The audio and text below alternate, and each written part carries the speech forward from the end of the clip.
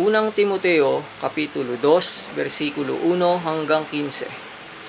Una-una nga sa lahat ng mga bagay ay iniaaral ko na manaing, manalangin, mamagitan, at magpasalamat na patungkol sa lahat ng mga tao, ang mga hari at ang lahat ng nangasa mataas na kalagayan, upang tayo'y mga buhay na tahimik at payapa sa buong kabanalan at kahusayan. Ito'y mabuti at nakalulugod sa paningin ng Diyos na ating tagapagligtas, na siyang may ibig na ang lahat ng mga tao'y mga ligtas at mga kaalam ng katotohanan.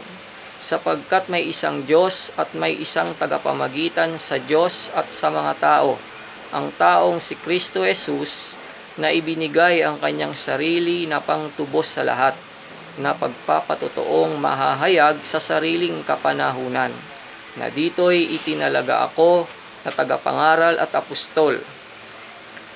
Sinasabi ko ang katotohanan, hindi ako nagsisinungaling, guro sa mga hentil sa pananampalataya at katotohanan. Ibig ko ngang ang mga tao'y magsipanalangin sa bawat dako, na iunat ang mga kamay na banal, na walang galit at pakikipagtalo.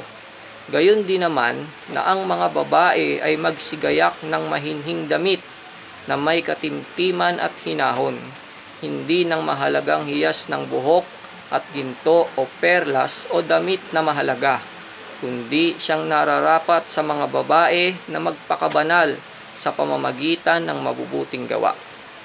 Ang babae mag-aral na tumahimik na may buong pagkapasakop, ngunit hindi ko ipinahihintulot na ang babae ay magkaroon ng pamumuno sa lalaki, kundi tumahimik, sapagkat si Adam ay siyang unang nilalang saka si Eva, at si Adam ay hindi nadaya, kundi ang babae nang madaya ay nahulog sa pagsalangsang. Ngunit ililigtas siya sa pamamagitan ng panganganak, kung sila'y magsisipamalagi sa pananampalataya at pag-ibig, at sa pagpapakabanal na may hinahon.